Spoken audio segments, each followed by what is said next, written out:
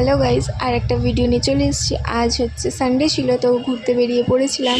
আমরা ঘুরতে যাচ্ছিলাম হচ্ছে বুলবুলির কালী ঠাকুর দেখতে। আর আজকের ওয়েদারটা জাস্ট ওয়াও ছিল, খুব সুন্দর ওয়েদার ছিল।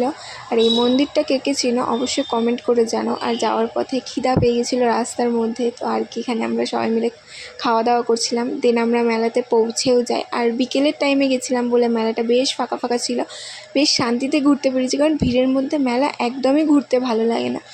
আর এই বছর আমি তো যেতে পারছিলাম না বলে মন ভীষণ খারাপ ছিল, বাট গিয়ে একদম শান্তি পেল মায়ের মুখটা দেখে।